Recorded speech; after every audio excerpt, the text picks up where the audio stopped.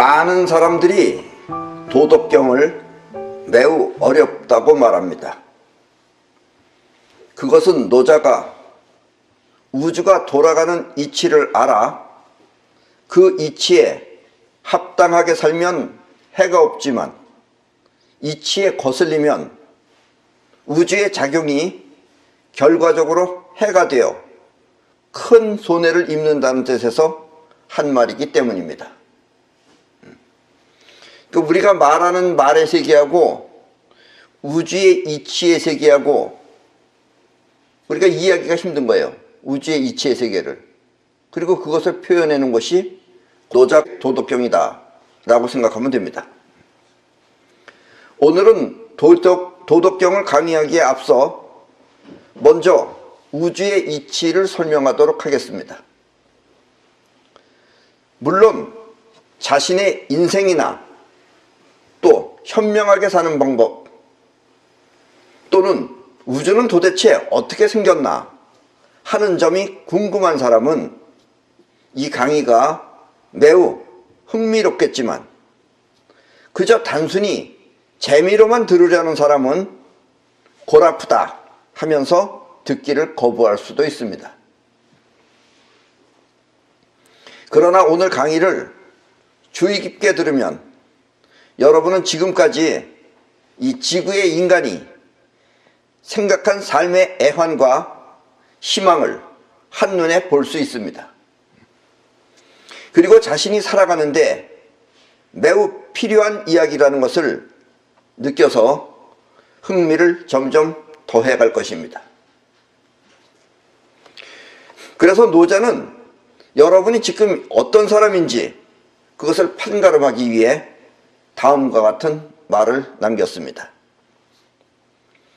상사문도 근위행지, 중사문도 약존양망, 하사문도 대소지, 불소불족 이위도. 이 말을 그대로 번역을 하면 으뜸 가는 선비는 도를 듣고 힘써 행하며 중간 선비는 도를 듣고 있고 없음을 의심하며 아랫 선비는 도를 듣고 크게 웃나니 그가 비웃지 아니하면 도라 이름할 수 없느니라. 그러니까 이런 얘기가 흥미있고 관심있고 또 이렇게 들은 대로 해야지 하고 노력하는 사람은 상사에 해당되는 사람이고 으뜸 가는 사람에 해당되는 사람이고 중간 사람은 과연 저럴까? 왜냐면 현상세계가 아니기 때문에 그래요. 이 우주의 이치라는 게 저게 정말 저렇게 될까 안 될까 이렇게 의심하는 사람은 중간쯤 되는 레벨에 있는 사람이고 골 아프다 그러면서 그래 너나 잘 사시오 이러고 돌리는 사람은 크게 비웃나니 그가 비웃지 아니하면 도라 이름할 수 없느니라. 예, 그러니까 어리석은 사람은 그렇게 비웃는다라는 이야기입니다.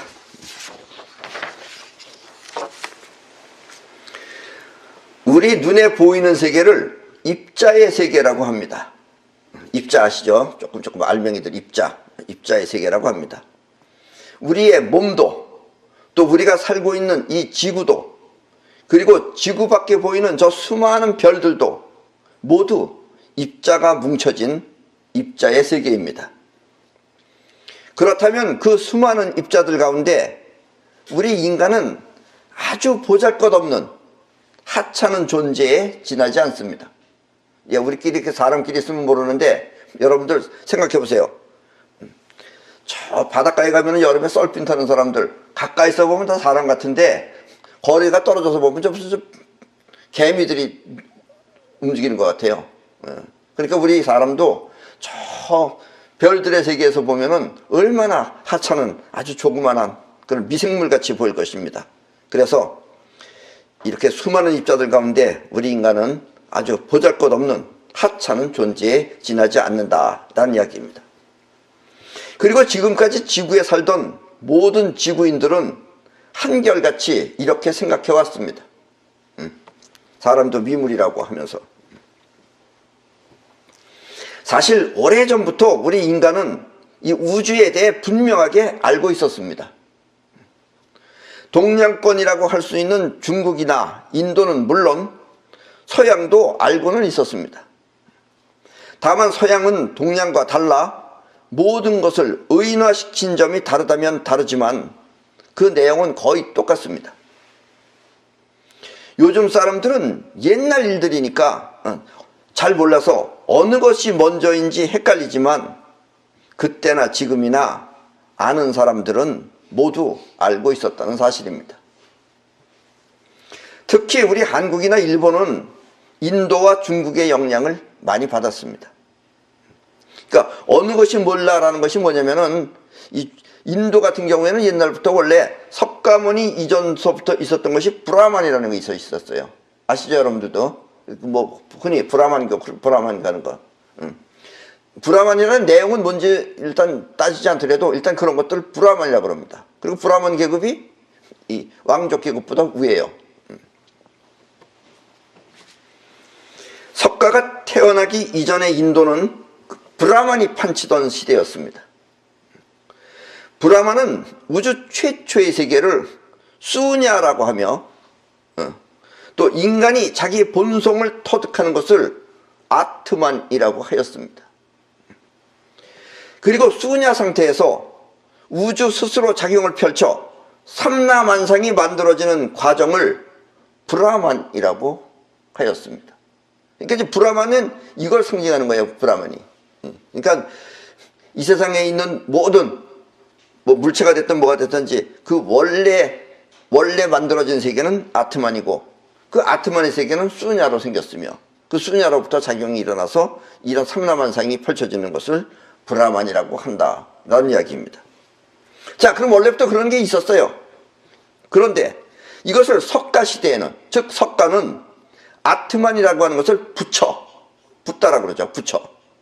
또 수냐를 안욕따라 삼맥 삼보리, 또 브라만을 열애라고 한 것입니다. 예, 그러니까는 석가모니 이전에도 이런 것이 있었다 이런 얘기예요. 예, 뭐 부처나 열애나 이런 것이 석가모니가 말했다고 그래서 여러분들은 이걸 우리 금강경에서도 배웠죠. 그런데 원래 그 전부터 브라만 시대에도 그렇게 브라만이니 아트만이니 하는 것이 다 있었다라는 이야기입니다. 그러니까 브라만이 열애고 아트만은 부처예요. 수냐는 안욕따라 삼맥 삼보리고. 그리고 이것을 중국의 노자는 아트만을 하늘, 수냐를 텅빔, 그리고 브라만을 자연이라고 표현한 것입니다. 자연. 저절로 작용이 난다 이거예요. 인위적이지 않고 그 자연이고, 그 다음에 텅 빈 세계를 수냐라고 하고, 아트만은 그 텅 빈 세계의 하늘과 같은 것이다 라는 이야기입니다. 아셨죠? 그러니까 말이 조금씩 틀려서 그런 거지 내용은 다 이게 이 얘기고 그게 그 얘기다 라는 이야기입니다. 어느 것이 먼저인지 모르니까. 이 말은 뭐냐면 우리나라 사람들은 브라만교는 우리나라에 없잖아요. 그때 석가모니는 불교는 있잖아요. 그러니까 여러분들이 볼 때는 불교가 먼저고 브라만이 나중인 것 같기도 느낌이 드는데 사실은 그렇지 않고 브라만이 먼저고 그 다음에 그 뒤에 석가가 그런 영향을 받아서 용어를 바꿨으며 또 오늘날의 용어는 또 다시 바뀐다라는 이야기입니다.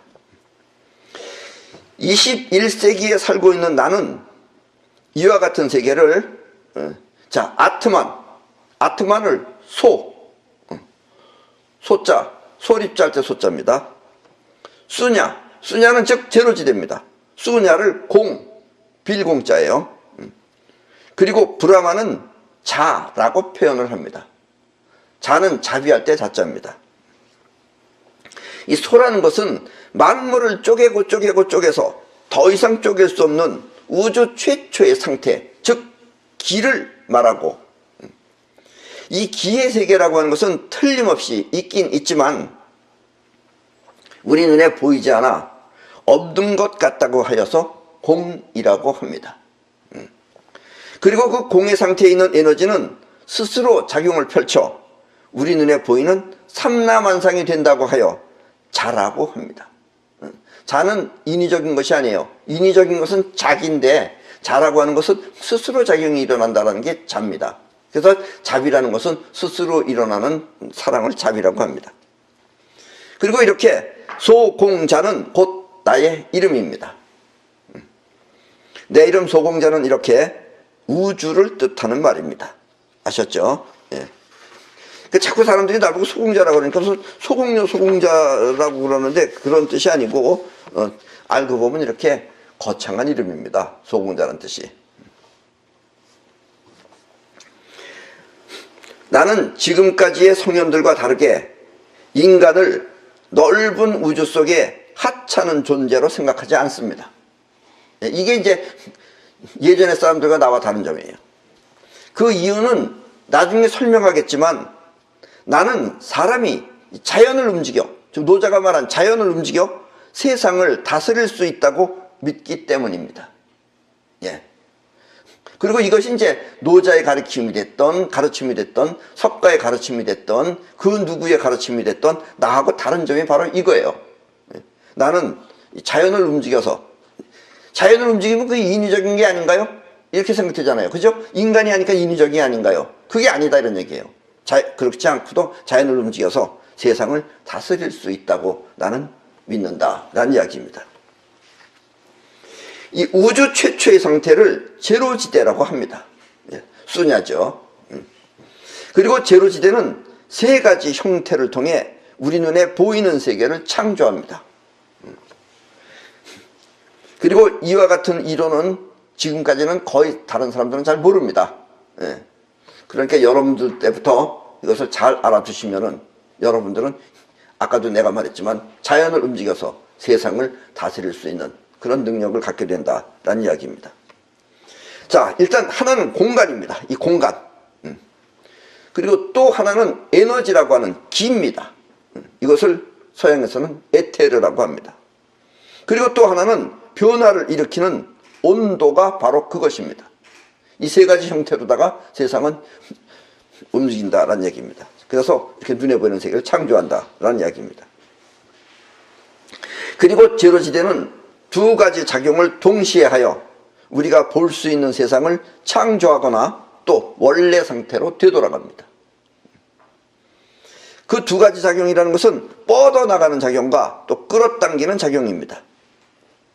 이렇게 끌어당기는 작용이 기라고 하는 그 입자들을 뭉쳐 놓으면 우리 눈에 보이는 이런 물체가 되고 그 별도 되고 달도 되고 이런 천체가 되는 거예요. 눈에 보이는 물체가 되고 다시 뻗어나가는 작용이 그 물체를 부숴버리면 원래 상태로 다시 되돌아갑니다. 수냐로 되돌아간다 이런 얘기예요. 그래서 지금 눈앞에 보이는 모든 물체는 가만히 정지해 있는 것 같지만 사실은 모두 움직이고 있는 것입니다.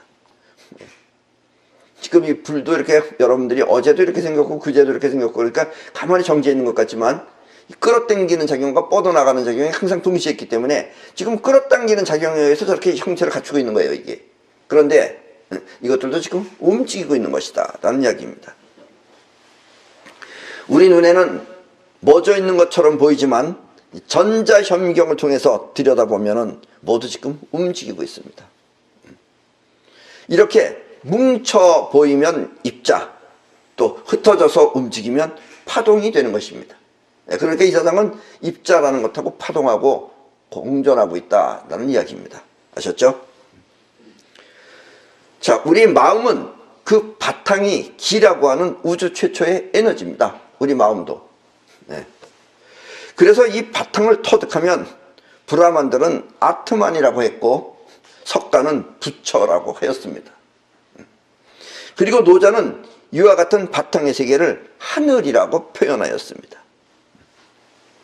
그런데 이 마음이라고 하는 기는 끌어당기는 작용과 뻗어나가는 작용을 동시에 합니다. 모든 물체도 다 마찬가지예요. 그리고 여러분들도 다시 되돌아가는 게 움직이는 작용이 여러분들 다시 부셔버리기 때문에 그러는 거예요.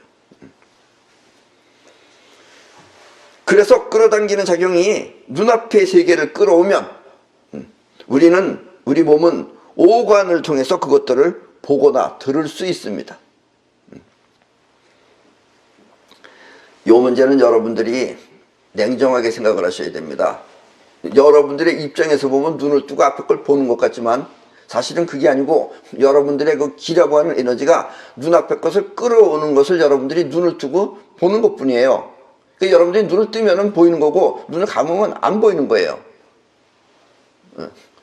자, 그렇다면 들리는 것도 마찬가지예요. 지금 소리가 들리면은 귀를 통해서 들어오는 거예요. 끌어당기는 에너지가 바깥의 소리를 끌어온 거예요. 그래서 귀를 꼭 막아도 여러분들이 코를 통해서도 듣습니다, 그거를. 그것은 여러분들이 끌어오는 에너지가 끌어온 것을 육체 안에 5가지 감각기관을 통해서 받아들였다는 것입니다. 이렇게 보고 들은 내용은 우리 마음 안에 저장이 됩니다. 끌어온 게 와서 저장해 놓는 거예요. 그런데 끌어당기는 에너지 안에는 또다시 뻗어나가는 작용이 숨겨져 있습니다. 이렇게 멎어 있는 마이크 안에도 움직이는 작용이 있듯이 이렇게 끌어당겨서 이 작용 안에는 또다시 뻗어나가는 작용이 또 숨겨져 있습니다. 이렇게 끌어당기는 작용과 뻗어나가는 작용이 동시에 있는 것을 나는 아프락사스의 원리라고 합니다.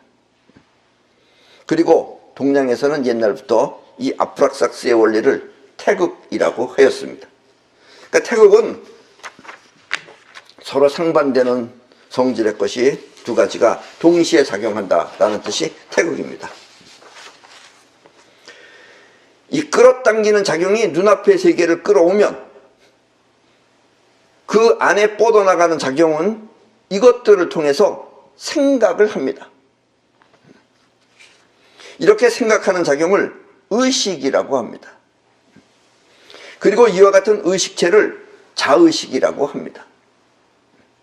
지금 여러분이 내 강의를 듣고 생각하는 그 마음이 곧 자의식입니다. 그리고 사람들은 이와 같은 자의식을 자기라고 알고 있습니다. 그러니까 여러분들은 이렇게 끌어당기는 작용이 본 것들을 다 여러분들한테 집어넣고 그 안에서 생각이라는 걸 하는 거예요. 그러니까 생각하는 작용을 의식이라고 하고, 또 이와 같은 의식의 하나의 체, 나는 하나의 체니까 하나의 체를 자의식이라고 한다라는 이야기입니다.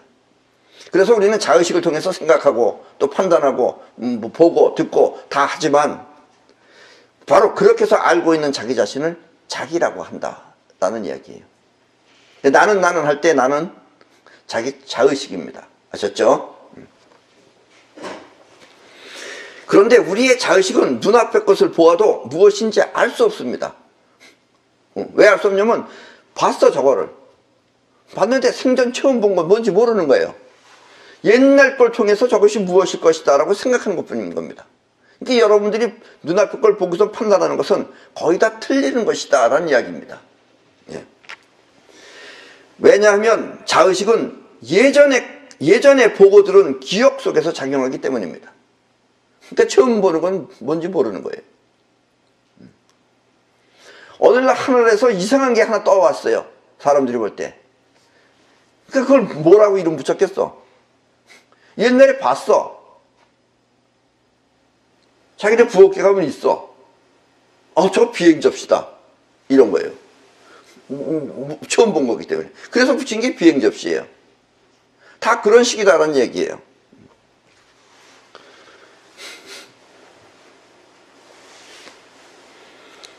그래서 지금 처음 보거나 처음 듣는 소리는 무엇인지 알지 못합니다. 자의식은 이렇게 과거를 통해서 생각하고 판단하는 것입니다. 그러나 자의식은 과거에 아는 것을 통해 유추할 수는 있습니다.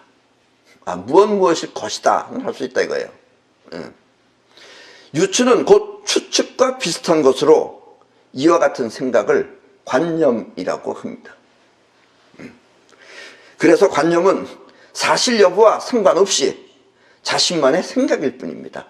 저걸 비행접시다라고 하는 건 자기 생각이에요. 저 비행접시가 아닐 수도 있어요.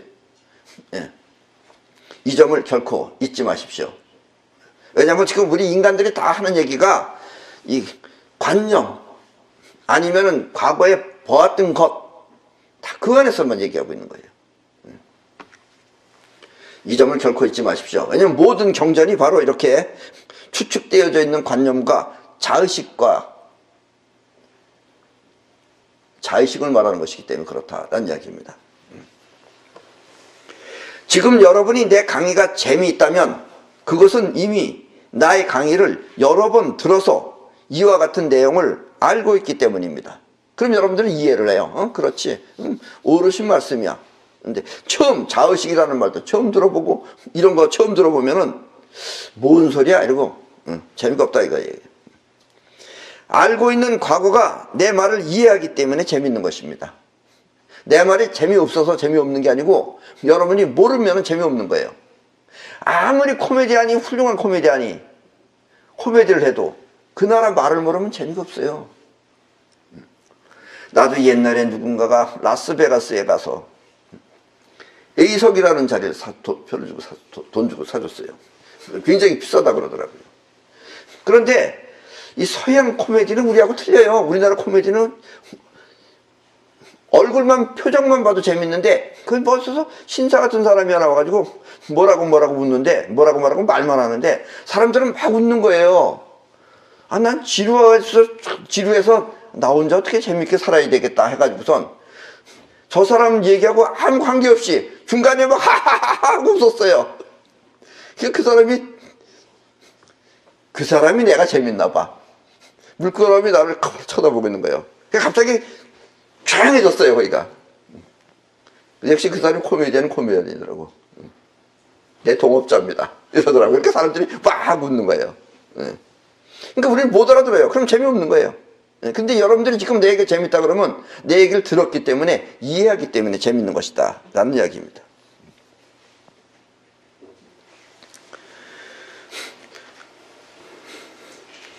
그러나 처음 듣는 사람은 뭔 소리야 하면서 채널을 돌려버릴 수도 있습니다. 왜냐하면 그 사람의 자의식은 새로운 것을 이해하지 못하기 때문입니다. 그렇다고 해서 이해가 곧 사실은 아닙니다. 왜냐하면 아트만을 터득한 사람은 아트만의 실체를 알 수 있지만 아트만을 이해한 사람은 그 이해가 관념적이기 때문입니다. 실체가 아니기 때문에 사실은 모르는 거예요. 바로 이런 것 때문에 속가도 내 이름뿐이니라 그것은 그게 아니고 없다 그러면서 중생도 없고 뭐도 없고 중생 앞에서 그런 얘기하고 있는 게 이게 관념적이기 때문에 그렇다라는 이야기입니다.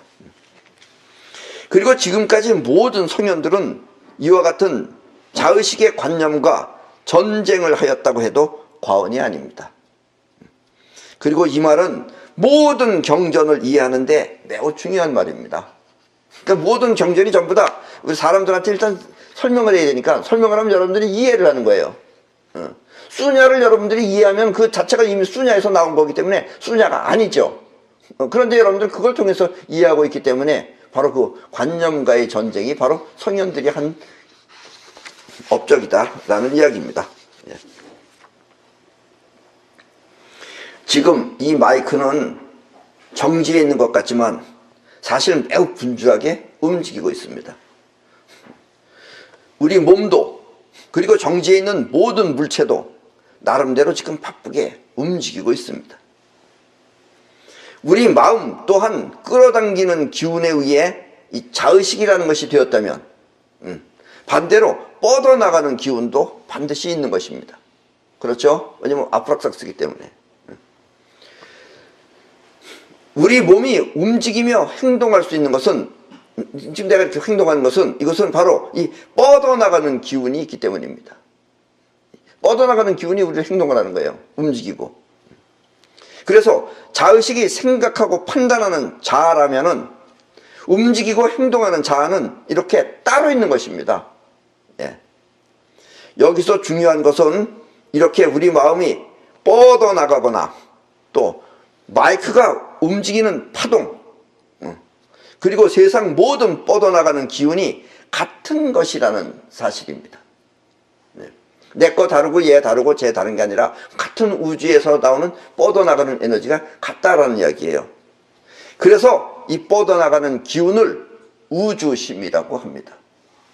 내 마음은 내 거지만 이 마이크가 움직이는 거, 이 뻗어나가는 이 힘, 또 우리 마음이 뻗어나가는 힘, 이 물체가 움직이는 뻗어나가는 힘, 그것은 다 같은 것이다 이거예요, 우주에서. 그래서 이것을 우주심이라고 합니다. 그리고 이렇게 내 몸을 지키며 뻗어나가는 우주심의 그 핵심을 영혼이라고 합니다. 그러니까 여러분들이 우주심이라는 말은 잊어버려도 영혼은 꼭 기억하셔야 됩니다. 영혼이라는 것은 이렇게 뻗어나가는 기운의 결정체입니다. 끌어당기는 기운에 의해 만들어진 자의식이 의식이라면, 생각하잖아요. 의식이라면 이 영혼은 움직이고 행동하는 자아로서 무의식입니다.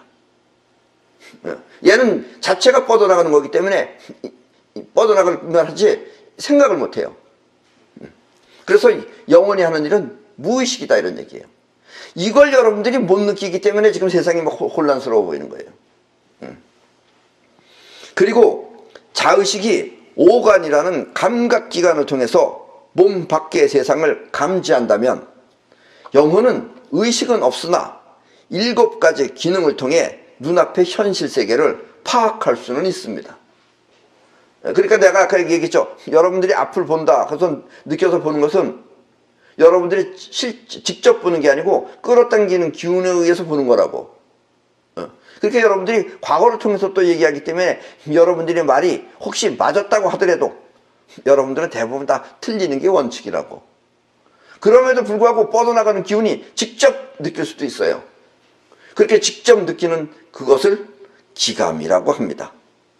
그리고 이렇게 영혼이 파악하는 기능을 기감이라고 하며, 기감에는 직감, 육감, 영감, 예감 등이 있습니다. 그러니까 의식은 못해요. 근데 갑자기 내가 피했어, 이렇게. 뭐가 픽 날아갔어. 이건 생각해서 한 게 아니에요. 이런 것은 육감이라고도 하고 직감이라고도 한다. 육감이라는 것은 육체의 오감 외에 6번째다라는 뜻이고, 직접 느낀다라는 이야기입니다. 그리고 우주심을 통해서, 물체도 움직이고 다 움직이니까, 그래서 우주심을 통해서 저 별이 움직이는 느낌을 미리 내가 여기서 감지받았다. 그럼 그게 영감이에요. 또 우리가 보는 세상은 마치 시간이 있는 것처럼 보여요. 그러나 원래 우주는 부글부글 끓고 있는 현재만 있어요. 그래서 먼 미래에 나타날 수 있는 걸 미리 알 수도 있어요. 그러면 그걸 예감이라고 한다라는 이야기입니다. 그리고 이와 같은 기감, 즉 직감, 육감, 영감, 예감 같은 것은 기감이라고 한다. 기를 통해서 느끼는 것이다 라는 이야기입니다. 아셨죠?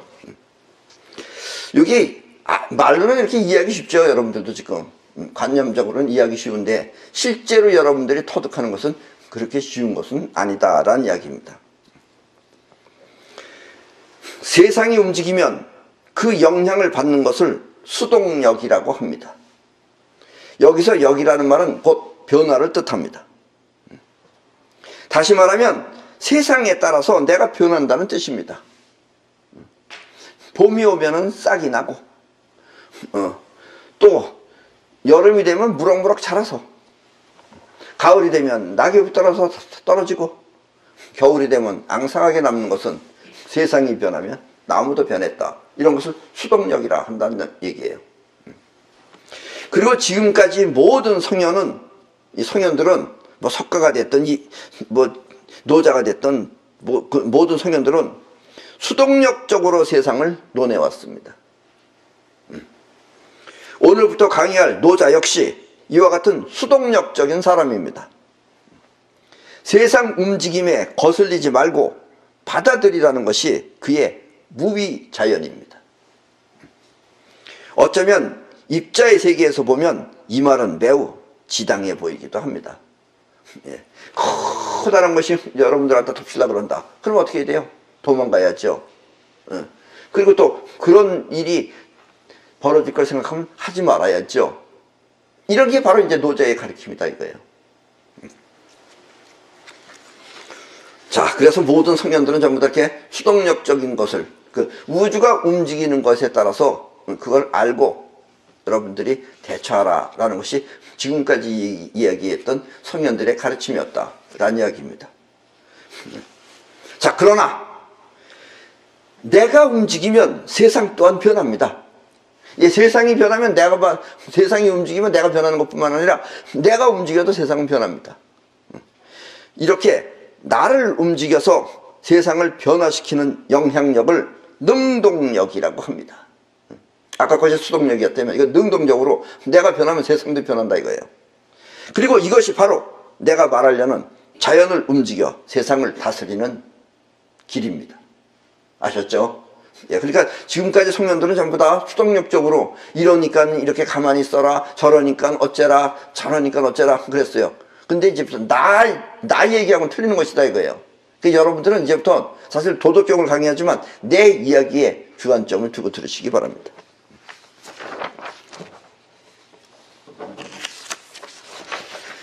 눈에 보이는 세계는 크기가 있고 또 무게가 있어서 서로 끌어당기거나 부숴버려 흩어지게 합니다. 그래서 우리 입장에서 보면 서로 다른 상대성이 존재하며 큰 것, 작은 것 존재하며 또 다툼이 생기는 것입니다. 거기서 하면 다툴 수밖에 없어요. 그리고 이와 같은 현상세계를 연구한 사람이 바로 공자입니다. 현상세계, 눈에 보이는 현상세계. 큰 것이 오면 어떻게 된다, 작은 것이 하면 어떻게 된다, 이런 걸 연구한 사람이 주로 공자예요. 노자는 자연의 세계를 공부했다면 공자는 눈에 보이는 현상의 세계를 많이 연구한 사람이에요. 그리고 이렇게 현상세계를 연구한 사람이 바로 공자이며, 공자는 이와 같은 현상세계를 정리해서 주역이라는 책을 만들었습니다. 그러니까 주역의 64개라고 하는 것은 이 세상, 물론 기운이 움직이는 거지만 그로 인해서 이렇게 저런 일이 벌어진다라는 것이 바로 주역입니다. 아셨죠? 예. 이렇게 세상은 우리 눈에 보이는 입자의 세계와 또 보이지 않는 파동의 세계, 그리고 현실을 유추해서 판단하는 관념의 세계가 있습니다. 우리 인간 세계 안에는 이 세 가지가 있어요. 눈에 보이는 입자, 눈에 보이지 않는 파동, 그리고 유추해서 생각하는 관념, 이렇게 관념의 세계가 있습니다. 그리고 지금까지의 성현들은 관념과 눈에 보이는 세계만을 갖고 인간을 가르쳐 왔습니다. 저걸 보아라, 못 같지 않느냐, 저거 봐라, 바람을 봐라, 못 같지 않느냐. 노자의 말도 주로 다 그런 얘기예요. 그래서 파동 쪽은 별로 얘기한 게 없어요. 그래서 이제 여러분들이 나를 통해서 이 파동의 세계를 많이 공부하게 될 것입니다. 자, 노자 또한 그 중에 한 사람입니다. 공자가 눈에 보이는 현실 세계를 말한 사람이라면 노자는 그 현실 이전에 자연의 세계를 말한 사람입니다. 그래서 공자는 노자를 일컬어 하늘을 나는 용이라고 칭찬하였습니다. 하늘을 나는 용이라는 게 뭐냐면 눈에 보이는 세계는 다 이럴 것이다 저럴 것이다 추측할 수가 있는데, 용은 어떻게 움직이는 건지 보이지도 않고 나타날 뿐이라서 바로 노자를 갖다 용과 같은 사람이다 라고 칭찬을 했다라는 이야기입니다. 그러나 노자는 이 자연을 말할 뿐 그 자연을 움직일 생각을 하지 못했습니다. 자연이 이렇게 움직이니까 이렇게 해라 저렇게 해라 하고선 얘기했지, 자연을 움직이자라고는 노자는 하지 않았다라는 이야기입니다. 노자의 말 가운데 천법도 도법자연이라는 말이 있습니다. 천법도 도법자연. 하늘은 도를 본받고 도는 자연을 본받는다. 이해가 가요? 갈 것 같으면서 안 가죠. 이게 왜냐면 노자가 지금 우리 눈에 보이지 않는 세계를 눈에 보이는 식으로 설명하려니까 알고 보면 참 묘한 말인데, 얼핏 들으면 다 이해할 것 같은데 그것도 전부 다 관념적으로 이해하면 서로 지금 다른 이해를 하게 된다는 이야기입니다. 자, 일단 해석해 하겠습니다. 아무 일 없이 보이는 하늘은 뻗어나가거나 끌어당겨 움직이는 작용을 본받고, 이게 도예요. 또 이와 같은 작용은 누가 했는지 모르게 벌어지는 자연을 본받는다. 이게 직접적으로 해석한 건데 이해가 가요? 왜냐면 노자의 한 말은 쌍방이 다시 동시에 들어있어요. 이걸 어느 한쪽 방향으로만 말하면 이렇게 되는 거예요. 아무 일 없이 보이는 하늘은 뻗어나가거나 끌어당기는 작용이 움직이는 작용을 본받고, 또 이와 같은 작용이라고 하는 것은, 또 뻗어나가거나 끌어당기는 작용은 누가 했는지 모르게 벌어지는 자연을 본받는다. 왜냐면 아무 일 없어 보이는 하늘은 뻗어나가거나 끌어당기는 작용을 본받고, 그러니까 원래는 이 세상은, 이 수냐라고 하는 세상은 텅 비어서 아무것도 없는 하늘과 같은 것인데, 그 안에 육각이라고 하는 세계가 들어가 버리면 이 안에서 뻗어나가거나 끌어당기는 작용이 벌어집니다. 그리고 여지까지 세상은 이걸 몰랐어요. 이걸 몰랐기 때문에 그냥 다 하늘이 그러는 줄 알고 있어요. 하늘 안에 얘가 들어가야지만 돼요.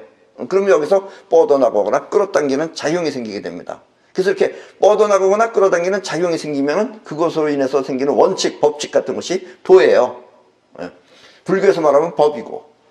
그리고 이와 같은 작용은 또 자연, 스스로 벌어지는 거예요. 여기서 누가 한 게 아니기 때문에. 그래서 스스로 벌어지는 그 자연을 또 본받는다라는 이야기입니다. 다시 한번 이 말은 세상 모든 작용은 우리가 모르는 우주에 의해서 벌어지며 그렇게 벌어진 작용은 아무도 모르게 일어난다라는 뜻입니다.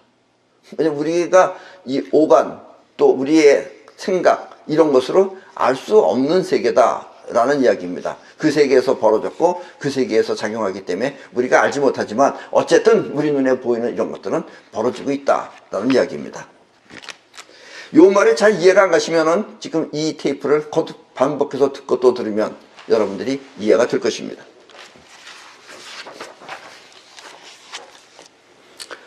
자, 이 말은 노자의 대표적인 가르침입니다.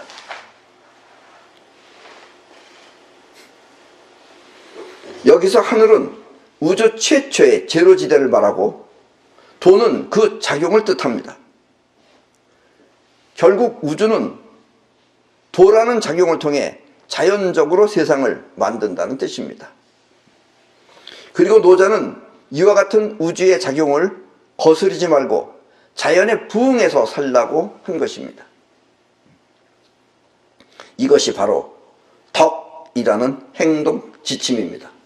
노자의 행동 지침은 곧 이렇게 자연의 우주의 작용에 거스르지 말고 자연에 부응해서 살라고 하는 것이 바로 노자의 덕입니다.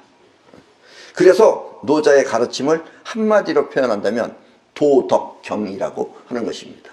아셨죠? 도라는 것은 우주가 벌어지는 작용이고 또 그 작용에 거슬리지 말고 부응해서 살라고 하는 것이 덕이다 라는 이야기예요. 그래서 노자의 모든 경전을 도덕경이라고 한다라는 이야기입니다. 자, 자의식이 끌어당기는 기운 속에 또 다른 뻗어나가는 기운에 의해 생겨났다면 자의식이 의식하는 것이 또 뻗어나가는 영혼 속에는 또 다른 기운인 끌어당기는 힘이 있습니다. 끌어당기는 힘 안에 뻗어나가는 것이 있고 끌어당기는 힘 안에 지금 뻗어나가는 것이 움직이고 있다면 뻗어나가는 것 안에는 또 끌어당기는 힘이 또 들어있는 것입니다. 그리고 자의식과 영혼은 결국 같은 아프락사스의 한 몸입니다. 그래서 자의식이 계속해서 같은 생각을 하고 또 하면 그 생각은 영혼에 각인이 됩니다. 각인된다는 건 거기 파인다 이거예요. 예. 여러분들이 자꾸 같은 생각을 하고 또 하면은 그것이 영혼 안에 파이게 됩니다. 그리고 영혼은 그렇게 각인된 파장을 영혼은 아까 뭐라 그랬어요? 우주심이라고 그랬죠? 우주심이기 때문에 그 파장을 전 우주에 내보냅니다. 그러면 그와 같은 파장의 입자를 만나서 끌어당겨 옵니다. 이렇게 자신이 생각한 세상이 현실에 나타나는 것입니다. 이렇게 현실에 나타나게 하는 영혼의 힘을 사이파워라고 합니다. 사이가 원래 영혼의 사이코애널리시스 이런 거 전부 다 영혼, 정신을 뜻하는 거예요. 그래서 영혼의 힘을 사이파워라고 합니다. 이것 또한 자연적으로 벌어지는 우주의 작용입니다. 우리 인간이 하는 거지만 이것은 우주의 작용이지 인간의 것이 아닌 거예요. 그래서 내가 아까 그 얘기했죠. 우리가 자연을 움직이면 세상을 다스릴 수 있다고. 그래서 나는 자연을 움직여 세상을 다스리자라고 하는 것입니다. 자연이 이렇게 움직이니까 우리가 피하지 말고 바람이 분다고 이렇게 숨어 있지 말고 바람도 막을 수 있어요. 비도 막을 수 있어요. 그래서 이렇게 사이파워를 또 어느 날 우리 대한민국의 옛날 선조들 가운데는 이것을 예언해 놓기를 이런 것을 천지수단이다 라고 말했습니다.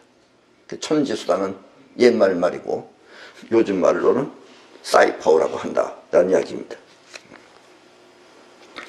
노자가 하늘은 도를 본받고 도는 자연을 본받는다고 했다면 나는 사람이 도를 본받아 자연을 움직여 세상을 다스리자고 하는 것입니다. 곰곰이 여러분 자신의 삶을 되돌아보십시오. 여러분들이 어떻게 살아왔는지 되돌아보십시오. 지금의 여러분의 현실은 대부분 자신이 간절히 생각하고 원했던 것들로 이루어져 있을 것입니다. 지금 여러분들이 타고 다니는 자동차, 또 살고 있는 집, 또 결혼한 배우자, 또 몸 담고 있는 단체 등 이렇게 원했던 것이 현실로 될 수 있었던 것은 바로 싸이파워가 있기 때문입니다. 나는 이런 집에서 살고 싶었다 이렇게 생각했던 사람이, 간절하게 원했던 사람이 그와 같은 집을 사거나 아니면 그와 같은 집을 만나서 거기 살고 있습니다. 또 나는 이런 차가 좋다, 그런 사람은 끝내 그 차를 삽니다. 샀든지 뭐 구했든지 누가 줬든지 자기 수중에 있어요. 바로 그렇게 될 수 있는 것은 여러분들의 싸이파워가 끌어온 것이다 라는 이야기입니다. 여러분들이 생각했던 생각을 파동, 우주심을 통해서 싸이파워가 끌어온 것입니다. 이와 같은 능력 또한 자연의 힘으로 우리는 싸이파워를 통해서 원하는 대로 세상을 다스릴 수 있는 것입니다. 싸이파워는 전 우주에 퍼져나가는 우주심을 통해 이루어지는 것이기 때문에 우리 인간은 결코 보잘것없는 하찮은 존재가 아니라 위대한 우주의 주인인 것입니다. 이렇게 싸이파워를 통해 세상을 다스리는 사람을 싸이원이라고 합니다. 왜냐하면 내 싸이파워나 저 사람 싸이파워나 파장은 다 똑같은 우주심이기 때문에 이것은 객체는 틀려도 능력은 같은 능력이라고 해서 싸이원이라고 합니다. 그리고 앞으로 시대는 싸이원들의 시대가 될 것입니다. 노자의 도덕경은 공자가 칭찬했듯이 대단한 통찰력을 지닌 경전입니다. 아쉽다면 그 시대의 노자가 싸이파워를 말했다면 아마 지금 세상은 눈부시게 풍요로운 평화로운 세상이 되어 있을 것입니다. 물론 이것은 우리가 이루어내야 할 과제이기도 합니다. 왜냐하면 여러분들이 머릿속 안에 생각한 것은 아까도 얘기했지만 영혼의 각인이 됩니다. 그러면 그 각인된 것은 여러분이 원하든 안 원하든 여러분들이 현실적으로 불러들이게 됩니다. 그래서 우리가 자꾸 사람들이 나쁜 짓도 많이 하잖아요. 나쁜 짓 하지 말아라 하지 말아라 하는 것을 교양학적으로 얘기하면 안 들어요 바람들이. 옛날에 장희빈이라고 있었어요.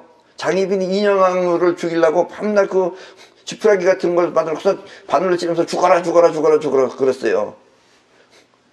죽어라 하니까 어떻게 되겠어요? 죽어라가 영혼에 각인되면 영혼이 뭘 불러드리겠어요? 그래 죽어라 이년아. 이래가지고 장희빈이 죽었어요. 본인이 불러드린 거예요. 물론 우리 인간들이 생각할 때는 나쁜 짓을 했기 때문에 벌 받았다라고, 벌을 줬다라고 하지만 그걸 불러드린 게 본인이에요.